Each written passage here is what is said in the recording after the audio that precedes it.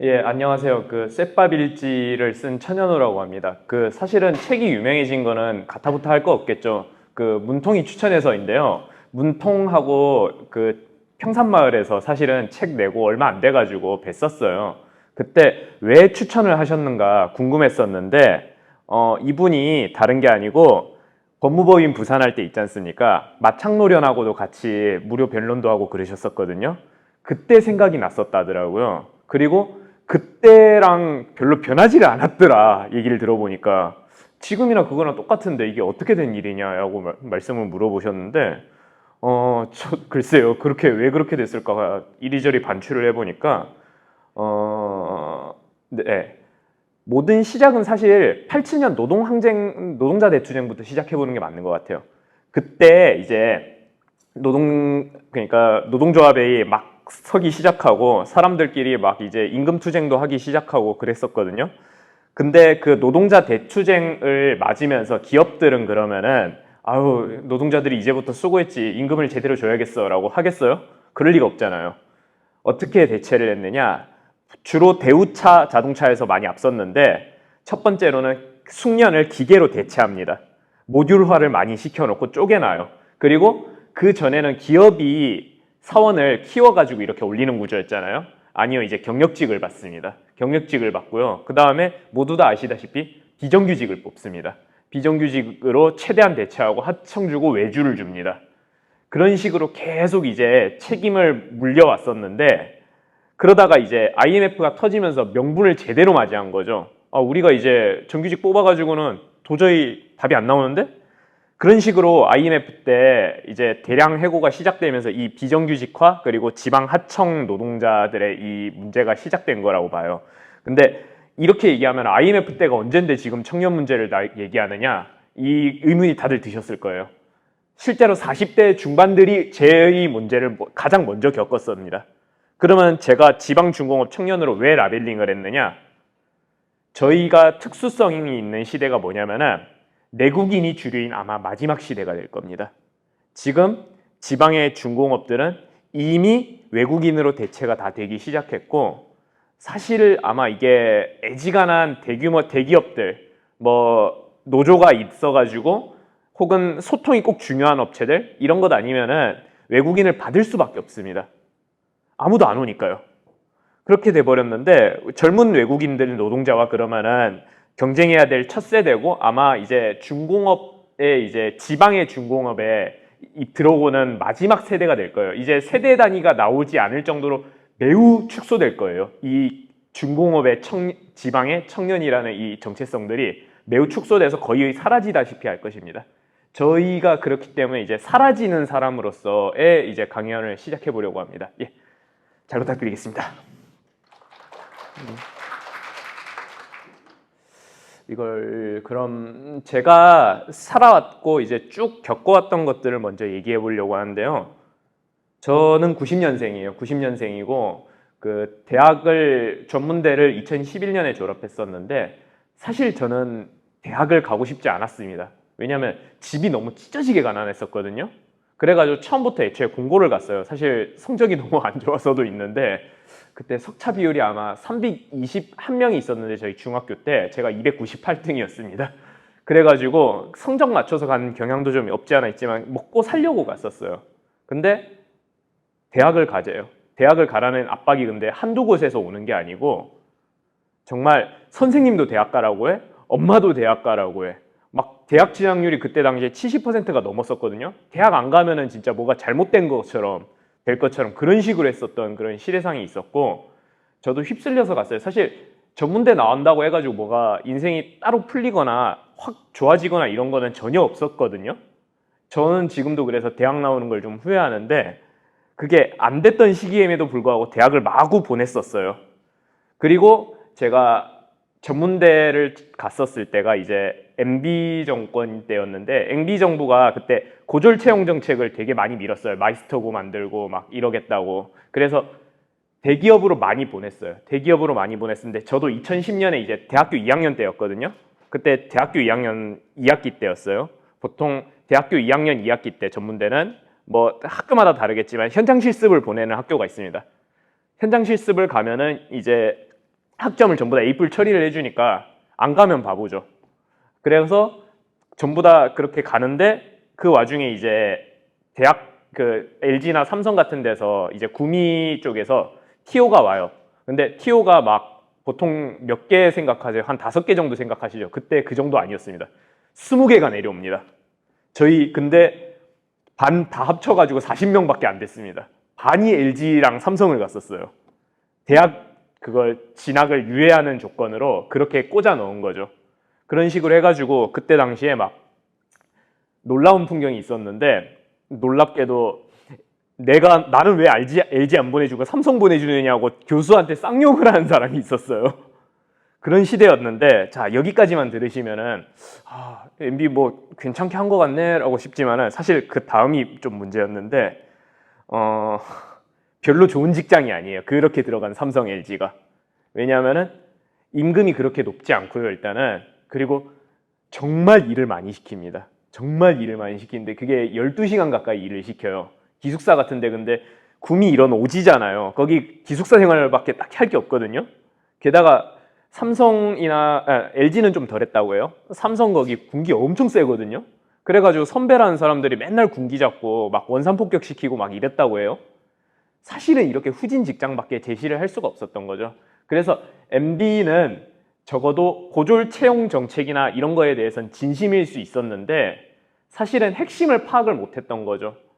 계급이라는 거 자체를 생각을 못하니까 어차피 고졸 청년들, 전문대 청년들 해봐야 이런 직장밖에 못 가는 거예요. 사회가 그쪽으로밖에 꽂아주질 않는데 MB는 이걸 간과했고 그냥 숙련 있고 대학 안 나와도 뭔가 좀 보정을 잘 해주면은 좋은 데를 보낼 수 있지 않을까 생각했었는데 사실 택도 없는 문제죠. 그렇게 쉽게 풀릴 수 있는 문제가 아니고. 그래가지고 사실 잘 안 됐어요. 대학 들어간 그 LG 삼성 들어가는 형들 대부분 다 나왔어요. 18명인가 나왔을 거예요. 그리고 저도 이제 뭐 취업은 해야 되니까 취업을 나가서, 그리고 처음에 들어갔던 회사가 효성중공업 다들 아시죠? 오토바이도 만들고 뭐 이거저거 만드는 데인데, 효성중공업에 이제 에폭시라고 이제 한전에다가 에폭시란 화학물질을 만드는 그 공장이 있습니다. 효성 창원 4공장이에요. 4공장인데 절연체를 만들어요. 그 한전에 이제 전기가 안 통하는 그 절연체를 만드는 건데 한수원이었다. 아무튼 거기서 이제 저는 첫날에 수지를 이제 주영 업무라고 해요. 수지라는 화학물체를 붓는 일을 했었는데, 이 화학물체가 어떤 식이냐면은 따뜻한 곳에 상온에 있으면은 400도예요. 그 상온에 있으면 액체 상태로 이렇게 있어요. 그냥 마시멜로처럼 생겼는데 액체로 있다가 꺼내면은 되게 빨리 굳어요. 그래가지고 어떻게 해야 되냐면 통을 들고 와가지고 2층으로 들고 가가지고 주연기에다가 이렇게 집어넣어야 되거든요. 근데 이게 무게가 한 50kg 가까이 됐었어요. 근데 그때 당시 제 몸무게가 50kg였어요. 제 몸무게만한 걸 낑낑 들어가지고 이렇게 어깨로 이렇게 싹 올려가지고 이렇게 드는 법을 가르쳐 주더라고 한번. 근데 몸무게가 너무 안 나가니까 이렇게 하다가 쏟아버린 거예요. 400도짜리가 발 밑에. 그래서 그냥 저는 그러니까 정확히 말하자면 대기업 하청공장 첫날에 산재를 당했어요. 산재를 당했는데 이제 어떤 식으로 대처를 하느냐, 사장이. 그러니까 부어가지고 막 얼레벌레 하고 있는데 막 그 사수가 발견을 했어요. 사수가 발견해가지고 난리 났다 이러면서 사장을 데리고 와요. 사장은 되게 골치 아픈 일로 표정을 딱 짓더니만 그 동네 의원으로 데리고 갑니다. 저를 병원을. 바로 앞에 맞은편에 산재병원이 있어요. 산재병원이 있는데 거길 안 가고 의원부터 갑니다. 동네 의원에서 가가지고 얘기 들어보면은 이도 화상이네, 이거 뭐 항생제 맞추고 대충 끝냅시다 이러는데 다 뭐겠어요, 유착관계인 거지. 그 보면은 그 의원들 그쪽에 보면은 외국인 노동자들이 되게 이렇게 다 힘든 얼굴로 막 앉아 있었는데 다 그런 식으로 그냥 산재 처리를 안 해버리고 동네 의원 보내가지고 대충 처리해버리는 겁니다. 그래가지고 저는 진짜 이도 화상인 줄 알았거든요. 항생제 맞고 그 2만 원 주면서 생색을 부리면서 내일 출근해래 이러면서 보낸 거예요, 저를 집으로. 저도 별 고통이 없었거든요. 그때까지는 통증이 없어가지고 그러려니 했는데 저녁에 죽는 줄 알았거든요. 와, 화상이 왜 그렇게 그 고통스럽게 끝판왕인지 알겠더라고요. 그래가지고 거의 응급실을 갈까 말까 하다가 응급실 갈 돈도 없어가지고 저희가 그냥 다음날 어떻게 일을 끝마치고 그 다시 우리 동네 의원을 가보니까 3도 화상이었어요. 3도 화상이었는데 왜 통증이 이렇게 늦게 왔죠? 라고 물어보니까 신경이 있지 않습니까? 고통을 느끼는 신경이 거의 다 날아갔더란 거예요. 너무 깊게 파고 들어가가지고 조금만 더 들어갔으면 발목을 절단했어야 될 그거였어요. 사실은 지금도 이렇게 막 진하게 남아있는데 되게 약간 제주도 지도같이 이렇게 쫙 퍼져 있습니다. 그런 곳에 기업을 다녔던 거죠. 거기 참고로 최저시급도 안 줬었어요. 그리고 이 직장을 시작으로 저는 적어도 서울에 올 때까지 단 한 번도 최저임금의 굴레에서 깨져본 적, 그러니까 최저임금에서 2,000원 이상 받아본 적이 없어요. 단 한 번도. 1,500원도 못 받아봤어요. 사실 플러스 1,000원 정도까지로 보시면 되는데 제가 뭘 다른 걸 안 한 것도 아니고 용접을 했었어요. 사실은 용접을 했었는데도 이런 걸 한 거죠. 그래서 이제 이게 어떻게 지방 제조업이 꼴이 나는지 이렇게 쭉 나열을 해보자면은 제가 병역 특례를 마치고 빚이 엄청 많이 생겼어요. 빚이 많이 생겨가지고 급하게 간 곳이 이제 GM, 다들 아시죠? 자동차 만드는데 GM 자동차로 갔었는데 지금은 이제 최근에는 이제 인천 부평 하청지회에서 원청하고 되게 갈등이 심한데 제가 갔을 때도 원하청의 임금 격차가 매우 심했어요. 임금 격차가 심한 게 아니고 그냥 모든 게 하청이 불리해요. 어떤 식인지 정확히 말씀드리자면은 제가 거기서 일을 했었던 거는 그 철판들 있잖아요. 문짝 아시죠? 문짝들이 프레스로 이렇게 찍혀 나오는 거거든요. 이게 알루미늄으로 돼 있어서 문짝으로 이렇게 쾅쾅쾅 찍혀 나와요.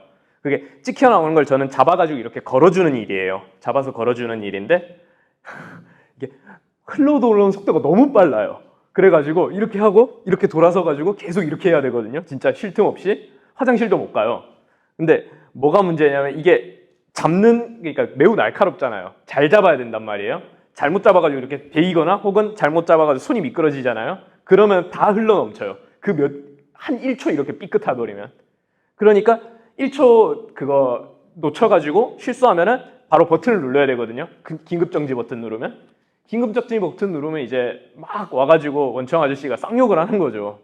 왜 이걸 멈췄냐. 아유, 뭐 이런 식인데 그런 극한의 노동을 하고 월급 200 정도 받았어요. 근데 출퇴근 시간이 어땠냐면은 되게 놀랍게도 지금 이런 기업들이 있을까 싶어서 다들 놀래던데 6시 반이 업무 시작입니다. 6시 반이요. 아침 6시 반.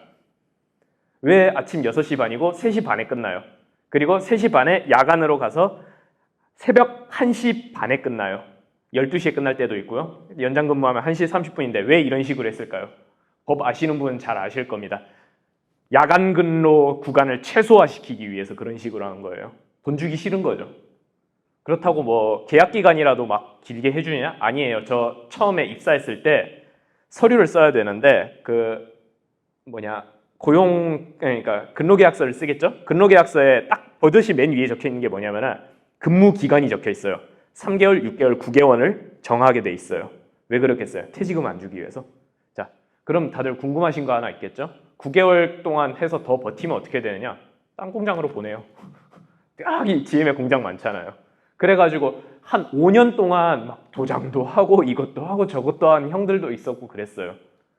그런 일을 했었는데 이거는 좀 말씀드리기 되게 조심스럽습니다만 그렇다고 해서 정규직들이 뭐 굉장한 일을 하는 것 같지는 않았어요. 제가 봤을 땐. 제가 겪은 그대로만 다 얘기를 드리자면은 정규직들이 지금 GM 정규직들이 연봉이 한 최소 6천은 되는 걸로 알고 있고 자동차 업계에서 제일 미니멈으로 알고 있습니다. 6천에서 8천 정도로 저는 그거 보고 있는데 6, 8천 받는 분들이 이제 뭐 안 하고 있다가 저희가 이제 일 끝나잖아요. 이렇게 흘러 들어오는 게 문짝이 숫자가 정해져 있거든요. 천 몇 개를 이렇게 딱 치고 나면은 저희는 화장실을 가요. 화장실 가는 동안 이제 이분들이 나와요. 그래가지고 금형을 바로 세팅을 하고 그 프레스를 다시 세팅하고 다시 들어가요. 들어가서 뭐 하시는지 봤더니만 자거나 주식하거나 유튜브 보거나 뭐 워라밸을 굉장히 잘 챙기고 계시더라고요. 동일 노동, 동일 임금이 문제가 아니고 동일 노동도 안 시켜줘요. 동일 임금도 아니고 그냥 아무것도 안 되는 거예요. 진짜 이런 식인 거예요. GM만 이랬던 것도 아니고 그 다음에 이제 S&T를 제가 들어갔어요. GM에서 너무 뭐라고 해야 되나 서러워가지고 아니 새벽 6시 30분에 일어나고 막 이러는 것도 되게 힘든데 너무 서러워가지고 용접을 배워야겠다 뭐 이런저런 맥락이 있었지만은 그런 서러움도 있어서 용접을 배웠어요. 그리고 첫 직장으로 S&T 중공업으로 들어갔는데 S&T 중공업은 이제 통일중공업 그 문선명 씨의 그 통일그룹 거기 맞습니다. 통일교 그룹인데 거기서 분화되고 그러니까 거기서 분화되고 막 이제 다시 인수하고 최평규 회장이 뭐 이런 역사가 있는데 거기 노조가 진짜 강성이에요. 그쪽에서 이제 일을 하다가 막 겪었던 것들이 몇 개 있었는데 한 번은 용접을 하고 있어요. 용접이 이렇게 쫙 지지고 있는데 갑자기 끊겨요. 뭐야 정전인가? 아니 그게 아니고 그 투쟁하시던 분들이 와가지고 하청의 일자리에 이제 그 퓨즈를 뽑아버린 거예요. 퓨즈를 뽑아서 이렇게 팍 밟고 가버리시더라고요. 일을 하지 말라고. 왜냐면은 너희들이 일하면 우리가 이제 그거 그러니까 투쟁을 못하니까. 뭐 이런 식이었고 가장 더럽고 서러웠던 거는 저기 화장실에 S&T 중공업 그 창원 공장에 그쪽에 이제 엑셀 하우징이라고 할게요. 그냥 대충 그런 팀이 있는데 그쪽 화장실 2층에는 휴게실이 있어요. 휴게실이 있는데 휴게실이 에어컨이 나와요.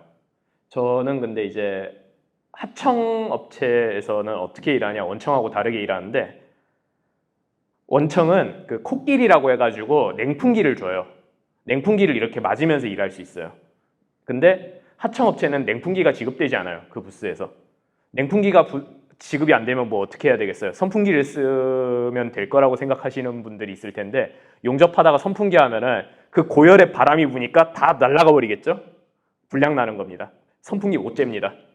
자, 그러면은 실내 온도 약 45도 내에서 45도, 50도 가까이 되는 거기서 앞에 3000도의 불꽃이 튀는데 옷은 다 껴입은 채로 겨울처럼 이런 식으로 계속 때우는 거예요.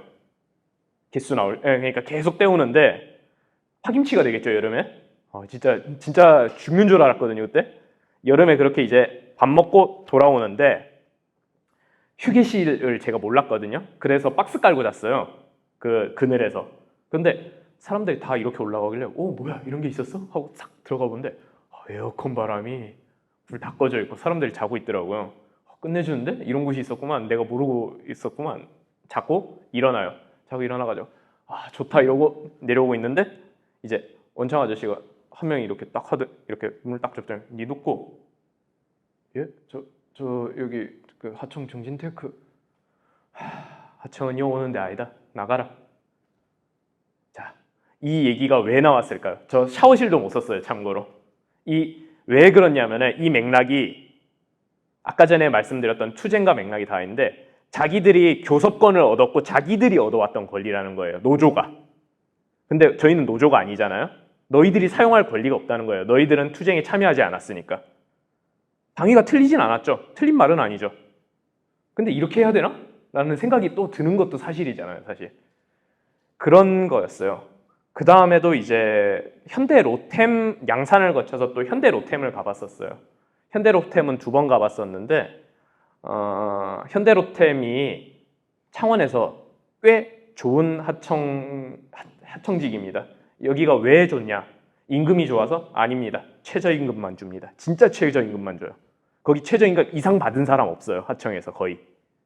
왜 그러면 좋느냐?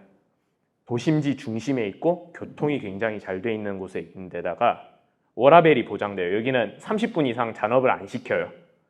왜냐하면 원청들한테 돈을 더 줘야 되는 그런 맥락도 있고 사실 현대로템에서 이제 열차 만드는 파트가 있고 그 방산 파트가 있거든요.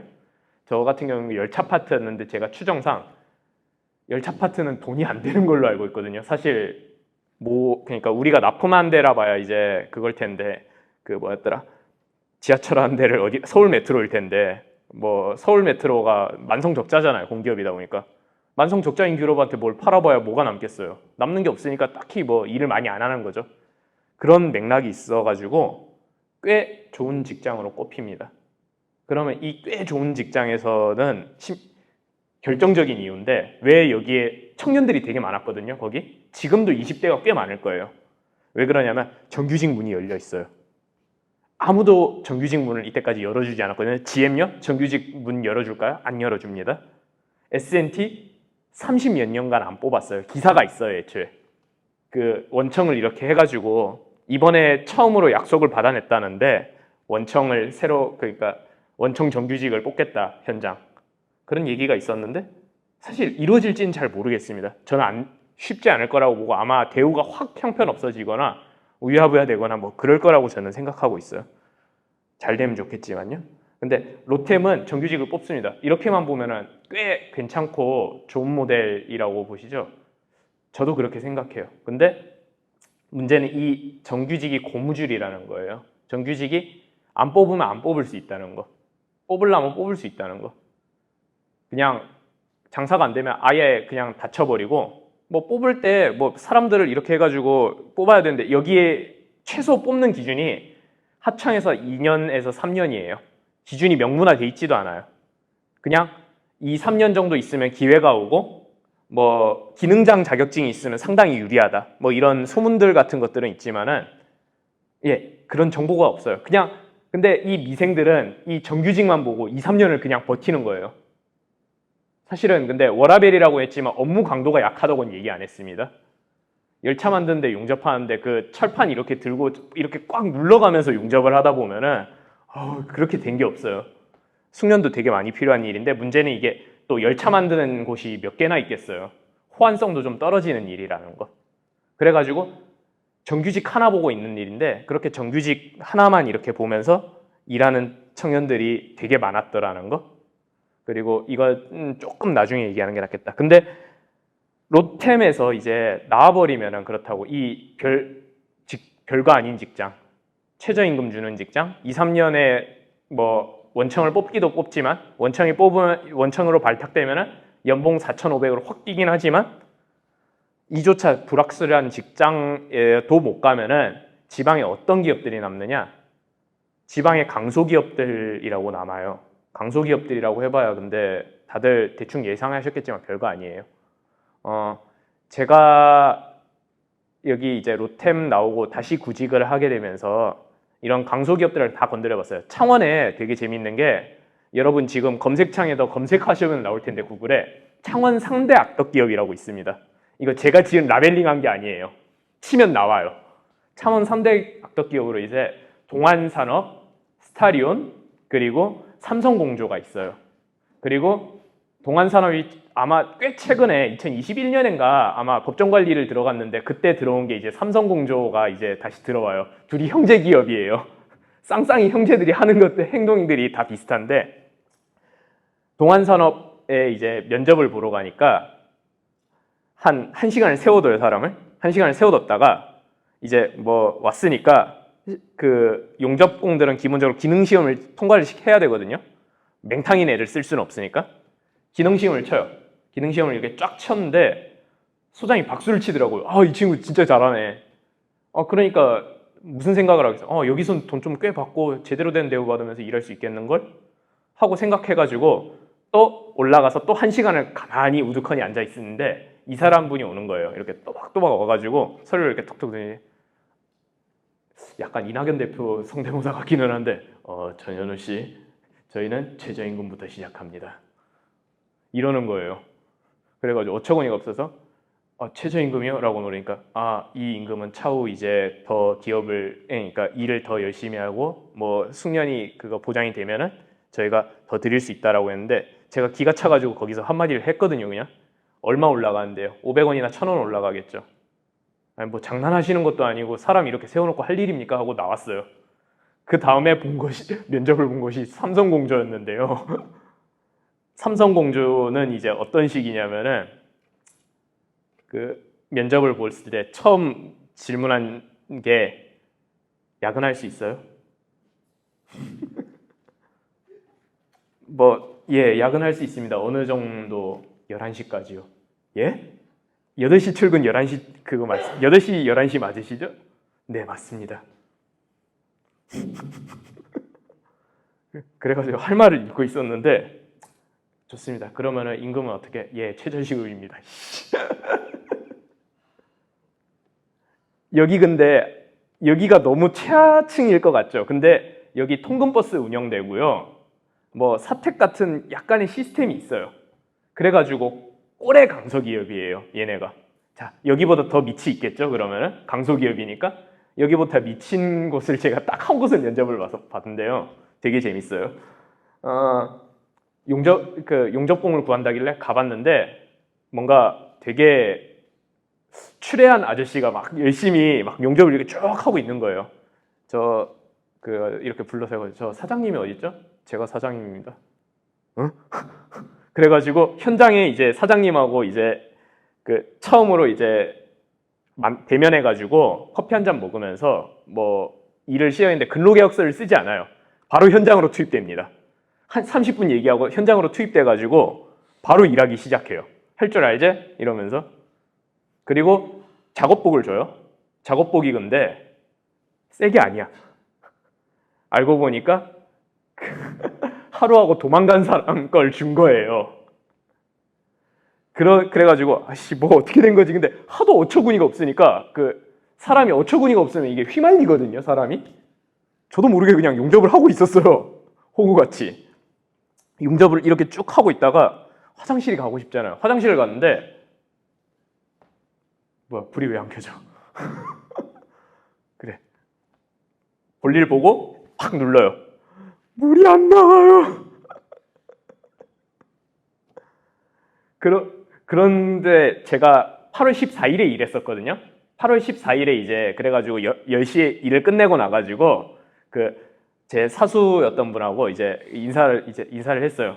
내일 보자. 내일은 8월 15일입니다. 그랬던 거죠. 그래서 돈 안 받겠다고 도망 나왔어요.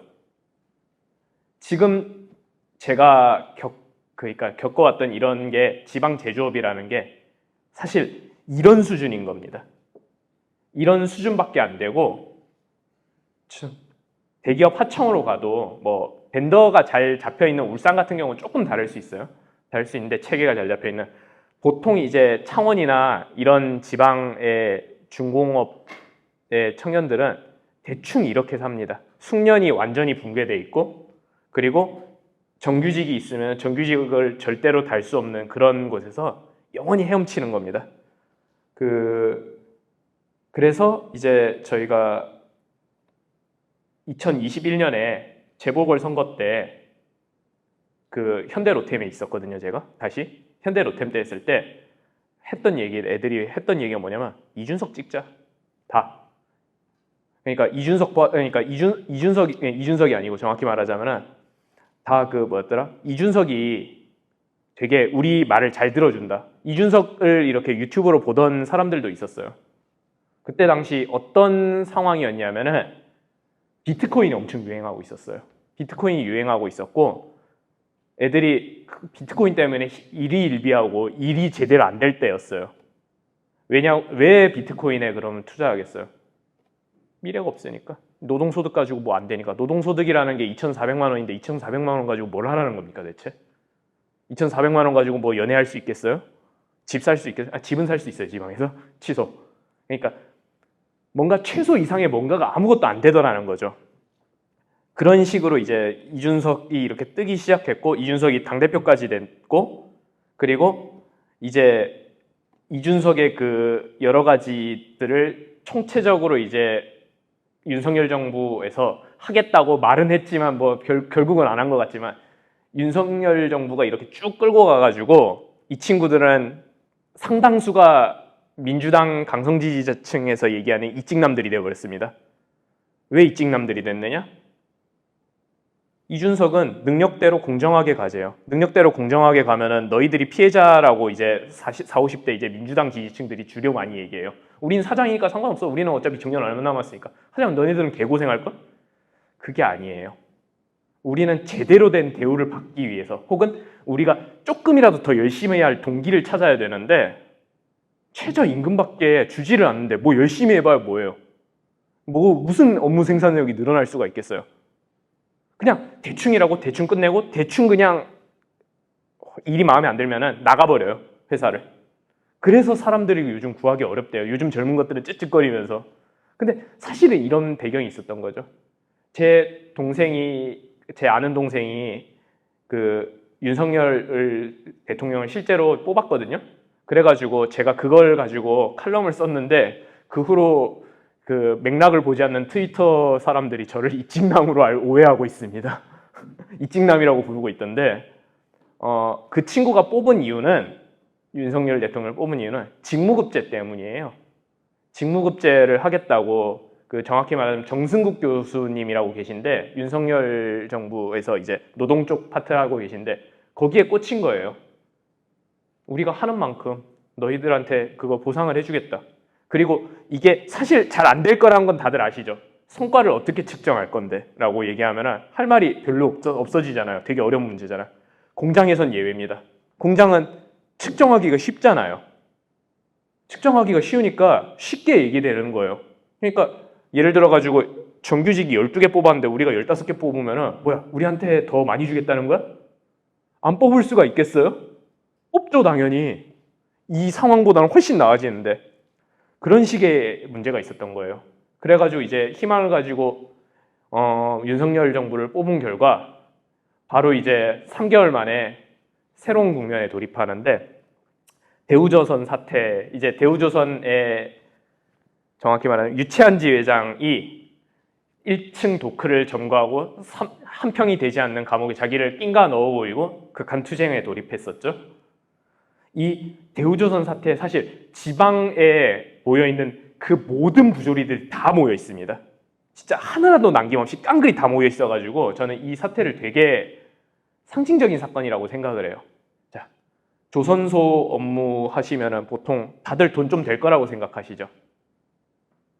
근데 유채한지 회장은 얼마를 받았냐? 200만 원 받았습니다. 이상하게 200만 원이에요, 다들. 왜 200만 원을 받았냐? 유채한지 회장이 뭐 아무것도 능력이 없는 사람이냐? 유채한지 회장은 탑재 용접을 했었습니다. 12년 동안. 탑재가 뭐냐? 그 조선소 용접에는 대충 간단하게 요약하자면 소조, 중조, 대조 탑재가 있어요. 소조가 대충 네모난 거 하나예요. 그 큐브 블럭으로 생각하시면 돼요, 지금부터. 네모난 거 하나인데 이걸 9개를 붙이면 다시 정사각형이 나오겠죠?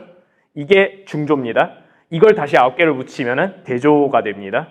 이 대조를 끌고 가서 배에다가 조립하면은 그게 탑재입니다. 제일 어려운 용접이에요. 왜? 크니까 일단. 크고 현장은 변수가 많으니까 그 배 위에서 하는 거거든요. 샵장에서 하는 게 아니고 배 위에서 하는 일인데 그분이 200만 원밖에 못 받았던 거예요.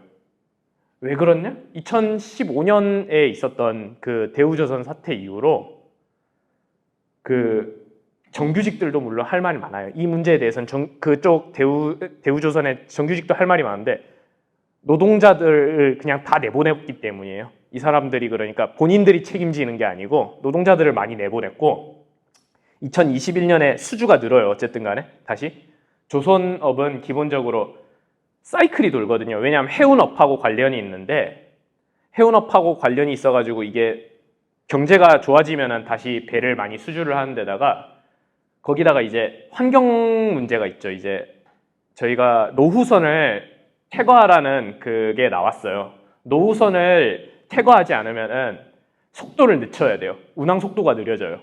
그러니까 너무 나쁜 그 배기가스를 많이 뿜으니까 이 노후선이 속도를 제한시킨 거예요. 속도를 제한시키면 어떻게 되겠습니까? 같은 시간 내에 물량이 훨씬 떨어지겠죠? 배를 바꾸라고 그냥 배를 바꿀 수밖에 없는 거예요. 그 사이클이 왔는데 문제는 임금을 더 올려주질 않습니다. 이 숙련에 대한 값을 쳐주질 않아요. 이 문제가 이제 원하청 격차와 그리고 노동자 문제 그리고 제조업에서 가장 많이 다치는 게 조선소입니다. 그런 위험 문제 이런 것들을 다 눈치고 있었던 거예요. 이 정부가. 그리고 그러니까 이 대한민국 전체 사회가 눈치고 있었는데 그게 발견된 거죠. 발탁되고 이제 공정하게 가겠다던 우리 윤석열 정부는 어떻게 했느냐? 노동자를 때려잡으려고 했었습니다. 경찰력 투입한다고 이미 오피셜로 떴었고 그 다음에 실제로 그걸 검토를 했다가 결국은 풀었어요. 유치한 지회장이 그걸 풀고 나왔는데 협상 결과도 되게 별로 좋지 않았어요. 임금 4.5% 인상에 없앴던 상여금 돌려주는 거 일부 딱 그 정도로 끝나버렸거든요. 그렇게 노동자를 때려잡으려고 하고 그 다음에 그러면은 다들 그 생각을 하겠죠. 더러워서 안 간다. 최저임금 받고 왜 조선소를 가야 돼 우리가. 그 자리에다가 외국인 노동자를 메꾸기로 했었어요. 외국인 노동자를. 지금 근데 이 상황인 겁니다. 저희가 이제 중공업 지방 청년들이 지금 겪고 있는 문제라는 게 이 외국인 노동자들 문제인데 결국은 외국인 노동자들과 지방은 딱 맞닿아 있어요. 풀릴 수가 없고 이거는 이미 시작된 거예요. 그래서 이제 청년들은 어떻게 하느냐? 지방에 남아 있겠습니까? 안 가죠. 수도권으로 갑니다. 실제로 그리고 수도권에다가 다 몰아주고 있어요. 지금 모든 제조업 일자리들이. 자, 바이오 어디로 갑니까? 송도로 갔죠. 그 다음에 뭐 평택으로 갔죠. 그 다음에 반도체 어디로 갔습니까? 용인 가죠. 다 수도권 언저리에서 가는 거예요.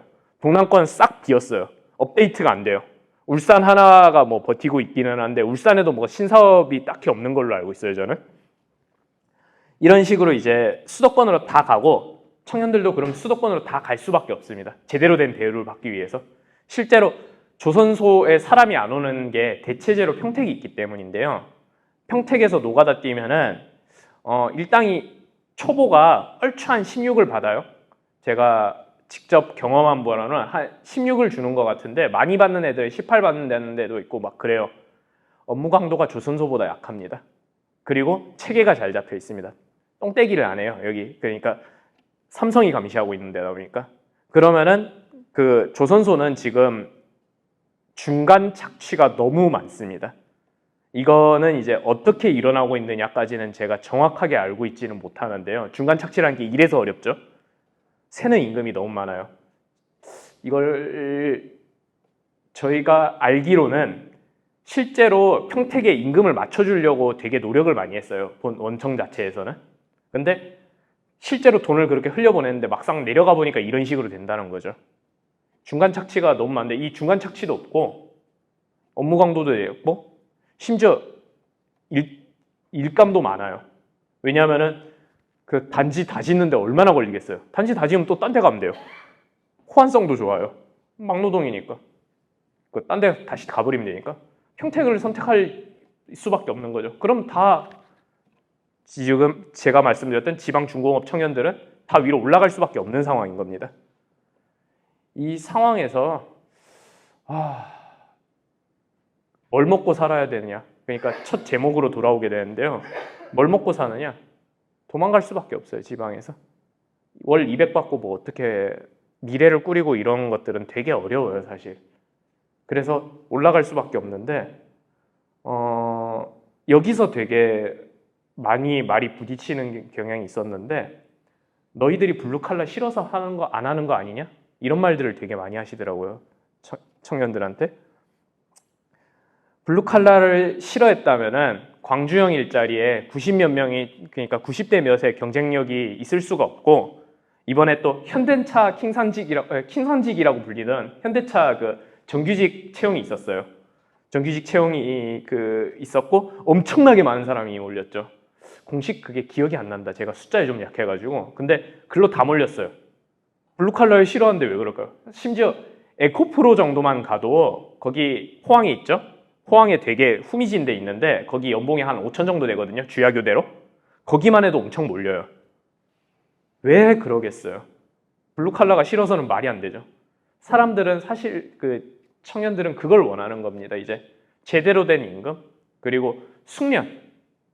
그러니까 내가 하다 못해 내가 잘하는 만큼 뭔가를 좀 더 받고 싶은데 그러니까 올라갈 계단이 안 보이니까 힘든 거죠. 근데 대기업은 어쨌든 간에 그런 것들을 보장해주는 측면이 있고 뭐 임금 측면에서나 그리고 나를 보호해주는 측면에서나 안정성이나 불확실성이 확 떨어지는 것들 이런 것들 때문에 가게 되는 거예요.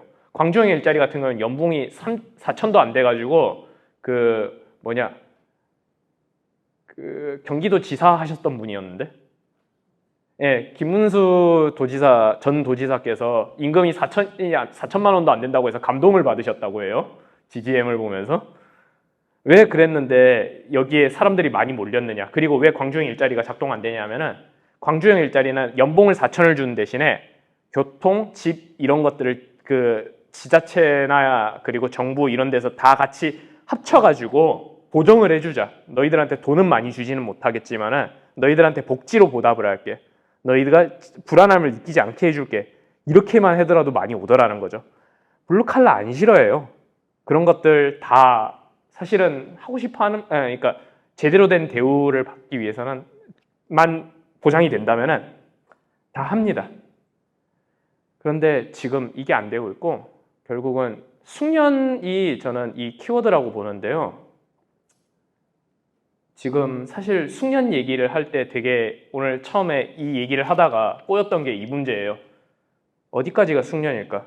제가 이 숙련이란 키워드를 처음 썼을 때는 챗 GPT가 존재하지 않았고 생성형 AI가 존재하지 않았거든요.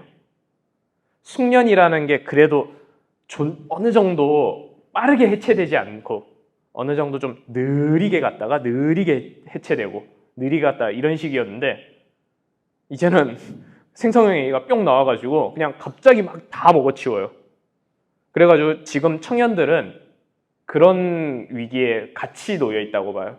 숙련을 통해 가지고 올라가는 계급 사다리가 더 무너졌고 그렇기 때문에 결과적으로는 계속 반복해서 적응하면서 어떻게 잘 되는 친구들은 제대로 된 임금을 받겠지만은 사실 그조차도 확실하지 않고 결국은 결국은 대부분은 여기서 낙오되고 적응하지 못하고 이렇게 숙련을 쌓지 못한 채로 쉽게 되지 않을 것이다. 자, 그러면은 이 지금 나쁜 상황에서 저희가 다시 중공업 청년으로 돌아와가지고 이 친구들한테 뭘 해줄 수 있느냐 고민을 되게 많이 해봤거든요.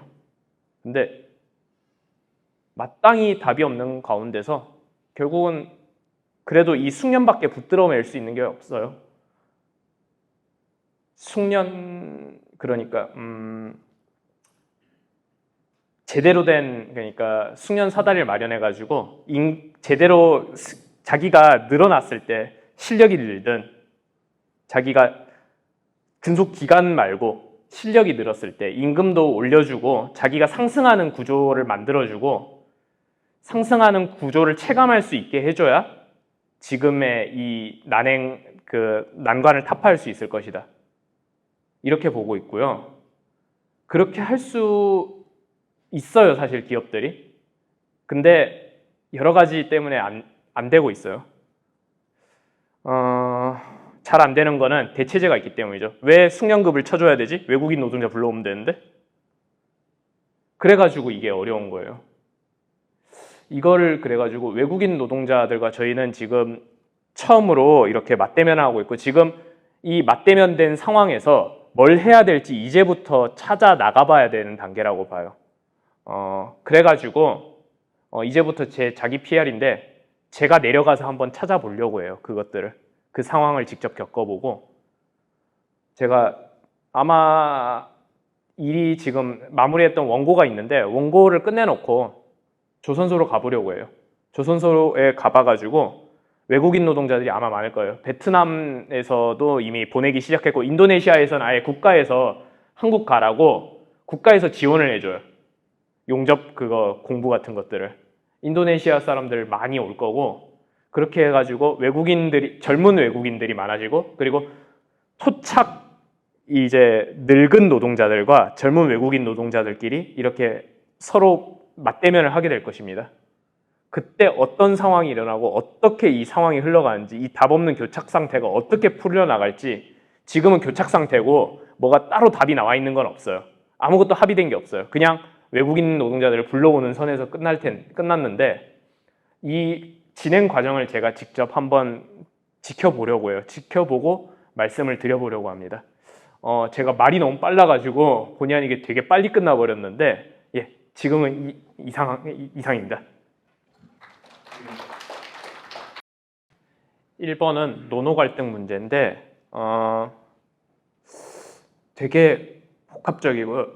실제로. 왜냐하면은 가장 증오스러웠던 사람인데 가장 또 잘 어울렸던 사람들이기도 하고요. 이게 되게 복합적이에요. 근데 답은 결국은 하청들끼리 다시 조직하는 게 지금 1차 단계로 하고 있고 하청 노조들이 되게 많아지고 있는 걸로 알아요. 근데 하청 노조가 또 원청 그거하고 또 딱히 사이가 또 좋지는 않습니다. 당연하겠죠. 싸우겠죠. 근데 결국은 이런 말을 그냥 소신 있게 하자면은 좀 내려놔줬으면 좋겠다는 생각은 들어요. 정규직이 사실은 S&T가 30몇 년 만에 정규직을 다시 뽑는다 뭐 이런 식으로 말씀을 하셨었는데 그 정규직에 인터뷰하셨던 분들이 까고 말해서 실제로 저희 비정규직을 정규직화하는 데에 정말로 힘을 쓰셨나? 아닐걸요? 30몇 년 동안 안 뽑는다는 이유가 있습니다. 본인들이 회사하고 결국은 어느 정도 적대적 공생관계를 가졌기 때문에 지금 양당 체제랑 되게 비슷한데 서로의 적대적 공생관계가 있었기 때문에 성립이 돼요. 이것들은 그렇게밖에 볼 수는 없고 이 부분의 노노 갈등은 사실은 쉬운 문제는 아닌 것 같아요. 그렇다고 해가지고 이제 뭐 새로 고침 협의회 해가지고 MG 노조로 막 그 정부에서 띄웠잖아요. 이게 대안이 될 수 있냐면은 그것도 아니거든요. 그냥 거기는 새로운 기득권 노조고 사실은 정부에서 뭔가 해보려고 했었는데 이쪽도 좀 가오가 있어가지고 그래 69시간제 띄우려고 했었을 때 바로 까버렸거든요. 이 사람들도 그냥 새로운 어떠한 조직이라고 봐야지 여기도 대안이 될 수는 없고 결국은 많은 연합이 있어야 될 것 같아요. 그 라이더 유니온 같은 혹은 알바 노조 뭐 비정규직 노조 같은 것들이 더 많고 그렇게 조직이 될 수 있어야만 목소리가 나오고 힘이 되고 그리고 테이블에 나설 수가 있는데 지금 이게 안 돼요. 노조 가입률이 엄청 떨어지는데 노조 가입을 딱히 뭐 해가지고 이익이 날 것 같은 모습 그것들이 잘 보이지 않고 제가 하청에서 오래 일했지만 그 노조를 가입 안 한 이유가 이거 해서 뭐가 이익이 돼? 그리고 나를 누가 대변해줘? 뭐 이런 것들이 복합적으로 섞여 있기 때문에 쉬운 문제는 아니나 그 하부 구조가 조직되는 거는 반드시 필요하겠다. 그러한 어떠한 조직적인 움직임이 필요하다라고 보고 있고요. 그게 그나마 노노 갈등을 어떻게 해결을 할 수 있는 혹은 노노 갈등의 답을 낼 수 있는 첫 번째 방법이라고 생각합니다. 그리고 두 번째 질문은 이 부분에 대해 가지고는 제 흑역사를 한번 꺼내야 될 것 같은데요. 제가 조선일보에서 칼럼을 하나 썼다가 대형 사고를 친 적이 있습니다. 정말로 대충 여성 혐오적이다라는 그거였는데요. 제가 마지막에 그러니까 칼럼의 전체적인 내용은 뭐였냐면은 우리가 말했던 이제 선배 세대의 중공업 신화는 다 무너졌다. 뭐 연봉 8천 받고 애 둘 키우고 가사는 전담하고 이렇게 해가지고 가족 모델이 있었는데 중공업 가족 모델이 짧게 있었는데 그리고 우리는 그게 가능할 거라고 생각했었던 시대가 있었고 그걸 생각하고 들어갔었는데 개뿔 뭐 그게 되는 거 시대가 아니더라 이제. 그걸 알매도 불구하고 그리고 여성들을 그렇게 가둬두는 게 말도 안 됨에도 불구하고 우리는 그런 삶을 여전히 꿈꾼다. 그런 친구들이 여전히 많다라는 거였는데 맨 마지막 문단에 결혼해서 애가 있는 풍경을 꿈꾼다는 그 언어가 빌미가 돼가지고 어마어마한 폭격을 받았어요. 이게 지방과 수도권의 그 인식 차이인데요. 아까 전에 말씀하셨잖아요. 서울 올라가서 더 못한다고. 지방은 아직까지 결혼과 그러니까 결혼밖에 딱히 할 게 없다고 느끼기도 하고 결혼 외에 다양한 삶의 형태를 제시하지 못했어요. 지방 청년들한테 어떠한 사회든 뭐 정부든 뭐든 그렇기 때문에 결혼하는 게 어느 정도 아직까지 꽤 용인되는 시대라는 거죠. 그리고 그 여성 혐오 프레임이 저한테 들어왔었는데 사실 지방 청년들은 그 지금 있는 안티페미니스트들과는 달리 자기가 돈을 먼저 계산합니다. 여성하고 밥을 먹으면은 마초적이죠. 마초적이고 남성 우월적이에요.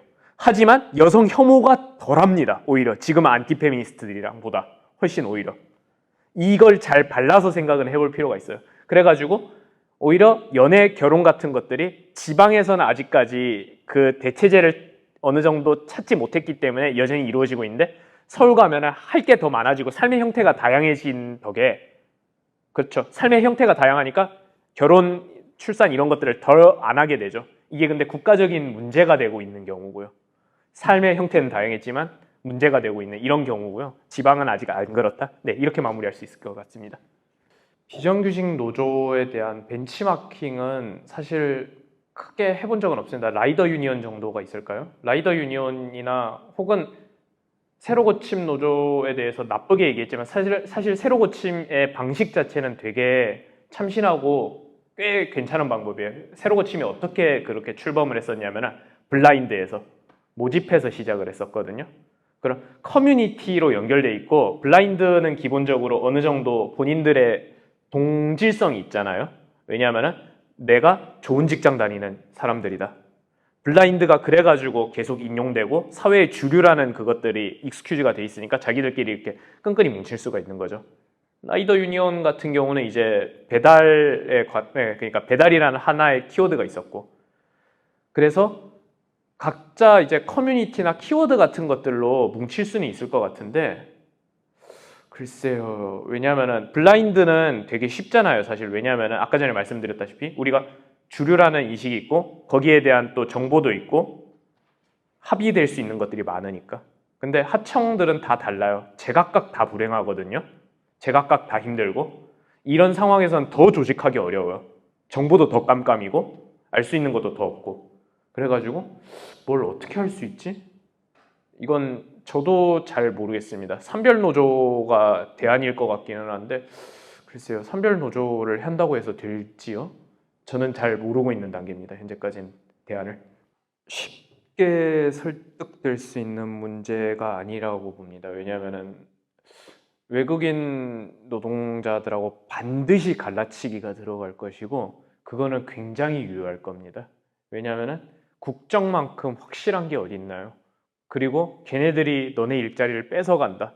젊은 놈들이 심지어 아마 토착민들은 되게 나이가 있을 텐데 젊은 놈들이 노인 일자리를 뺏어가지고 너희들이 일할 자리가 없다라고 얘기하면은 그 갈라치기가 매우 파괴적일 것이고 서로 연대하고 이런 것들은 뜨뜻미지근한 그런 것들은 잘 이루어지지 않을 거라고 봅니다. 하지만 그 발생 과정을 지켜보고 그렇게 해가지고는 공멸합니다. 다 갈라치기 하면 서로 다 공멸하거든요, 결국. 그러면은 어느 정도 합의점이 있어야 되는데 그 부분에서 어떻게 그러니까 상황이 전개될지는 저는 알지 못합니다. 다만 딱 놓여진 거로만 봐서는 쉽게 되지는 못할 것이다. 그리고 세계적으로 쉽게 해결한 사례가 없다. 네, 외국인 노동자 문제에 대해서는 이 정도로 말씀드릴 수 있을 것 같습니다.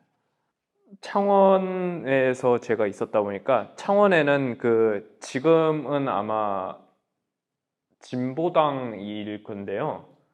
그쪽이 조직이 좀 있어요. 그리고 그분들이 조직을 꽤 잘 꾸리고 이런 고충을 꽤 잘 들어줍니다. 그런데 여기까지만 얘기하면 꽤 좋겠지만 뭐가 문제다? 그쪽 당 색깔이 좀 제가 진보당을 가입한 적이 있었어요. 진보당을 가입해가지고 제가 겪고 있는 상황이나 이런 것들을 공유를 했었어요. 근데 다 들어주고 다 얘기도 되고 다 조직도 돼 있고 뭐야 말이 맞는데? 라고 했는데 저 이석기 의원에 대해서 어떻게 생각하세요? 라고 하는 순간 참 좋은 사람들인데 진짜 좋은 사람들 맞거든요? 그거 빼고 그런 일종의 활동이 있고 보통은 쉽지 않아요. 왜냐하면 하루 벌어서 하루 먹고 살기가 힘들기 때문에 그것도 되게 힘들기 때문에 뭐 예를 들어 가지고 무슨 행사가 있다 같이 공부하자라고 하면은 그럴 여유가 없어요. 뭐 저녁에다가 지금 이렇게 김한규 의원처럼 저녁 시간에 배려 있게 잡아줄 수 있는 사람들도 별로 없거니 보통 낮에 오라고 하거든요. 연차 써야 되잖아요. 연차 엄청 귀해요. 하청은. 왜냐하면 연차를 정말 칼같이 안 주고 연차를 쓰기도 더럽게 어렵게 만들어놨기 때문에 하청은 더 뭉치기 어렵다는 게 이런 곳에서 있는 겁니다. 대기업처럼 그냥 당일 연차도 저 얼룩소 와가지고 당일 연차가 꽤 많이 쓰이는 걸 보면서 뭐야, 대기업 놈들이 이런 것들을 누리고 살았단 말이야 지금까지? 저 연차를 쓰려면은 스토리를 만들어야 되거든요. 스토리 작가였어요. 그래가지고 제가 연차 그거 했을 때 이제 젊은 애들이 스토리를 짜줘야 되니까 너 최근에 어머님이 아프신 건 없었고 사촌 팔촌까지 다 털어봐. 뭐 하나는 있을 거야. 응. 혹은 너 마음이 좀 아프지 않니? 막 이런 식으로 얘기를 했었는데 쉽게 조직되기가 어려워요. 그런 점에 가지고. 근데 활동하는 사람들이 분명히 있고 그게 유의미한 성과를 내기 위해서는 어떻게 해야 되느냐? 그게 어려운 거죠. 그 너희들한테 먹고 사는 거 이상으로 우리가 이제 서로 뭉쳐야 뭐가 좀 더 되고 서로 얘기가 더 되고 우리가 주도적으로 나가야 더 받아낼 수 있어를 설득하기가 어려워요. 그래서 이 친구들은 누군가가 해주기를 바래요. 이게 무슨 떼쓴다는 소리가 아니고 너무 힘드니까 내가 여기 밖에 일하는 관심을 끄고 싶다는 심리입니다. 네, 그렇게 되고 있습니다. 네, 조직은 되고 있으나 유효할 꼴이 별로 없다. 네, 아주 좋은 질문이네요. 제가 처음에 레이저 용접기를 보고 기겁했거든요. 레이저 용접기, 자, 티그 용접이라고 있어요. 텅스텐 마크 용접인데 뭐 대충 쉽게 말해가지고 표현만 해드리자면 여기 용가제라고 이 길쭉한 봉이 있어요. 이거를 잡고 밀어 넣으면서 이렇게 녹이면서 손목을 이렇게 갈아가지고 진짜 손목이 갈려 나가요. 이거 하다 보면은 손목을 갈아가지고 이렇게 용접을 뜨문뜨문하는 건데 이런 식으로 용접을 해야 돼요. 자, 레이저 용접기 땡. 그러니까 과정이 확 달라진 거. 한 손으로 그냥 이렇게 쭉 밀면 돼요, 걔는. 뭐 그런 것들에 대해서 쇼크도 좀 있었고, 그 다음에 뭐 협동 로봇이 실제로 조선소에 지금 도입이 되고 있어요. 숙련 해체를 위한 어떠한 도구가 될 수는 있는데, 근데 그 숙련이 사실은 하나만 얘기하는 건 사실 아니거든요. 현장 짬바라고 표현하면 너무 저질스럽나? 아무튼 짬밥인데 거기 머물면서 볼 수 있는 분들이 더 다양하고 거기에 대한 총체적인 숙련들이 그러면 또 나름대로 그 가치를 가질 거라고 생각을 해요. 제가 칼럼을 썼었던 게 최근에 미드저니 때문인데 제 동생이 그림을 그려요. 그림을 그리는데 AI를 배우기 시작했어요. 사실은 AI 나왔을 때 진짜 우울증 걸려가지고 얘가 약 먹을까 말까 이러고 단계까지 갔다가 AI를 배우기 시작했는데 첫 번째는 현실적인 이유죠. 기계랑 사람이랑 기술이랑 사람이랑 싸워가지고 이긴 역사가 인간이 이긴 역사가 한 번도 없다. 이런 현실적인 이유였고 두 번째는 뭐야 내가 기획을 좀 더 많이 해보면 될 것 같은데 뭐야 결과물이 더 빨리 나오잖아. 괜찮은데? 이런 식으로 그러니까 숙련 일을 해본 사람들은 이쪽에서 어느 정도 업무에 적응됐던 사람들은 다른 쪽으로 이렇게 적응시킬 수 있는 그런 것들이 좀 있다는 거죠. 근데 이것도 사실은 큰 단위 일에서는 가능하고 매우 극소적인 일들 있잖아요. 예를 들어가지고 뭐 납땜을 잘했던 사람들은 결국은 대체가 됐어요. 납땜밖에 뭐 딱히 없으니까. 근데 그게 아니고 전체적인 큰 일 있잖아요. 업종 단위의 큰 단위에서는 그런 숙련들이 다른 데로 옮겨갈 수 있고 그리고 그게 안 되더라도 우리가 정부에서 적극적으로 도와가지고 다른 곳으로 갈 수 있게 교육 시간을 유예시키고 그렇게 해줄 수 있게 넘어가도록 그렇게 대처해 줄 수는 있겠죠. 네, 저는 그런 문제에 대해서는 좀 순진하게 나이브하게 보고 있는 편입니다. 네. 지방에서 저처럼 태어났는데 여성이다로 가정해 봤을 때 가장 암울한 거는 저는 흑수저 출신이거든요. 진짜 가장 암울한 거는 존엄 자체를 위협받는 경험이에요. 사실은 여성 지방 흑수저 청년들은 존엄을 위협받습니다. 그리고 모든 기회의 상승 구조가 다 닫혀 있습니다.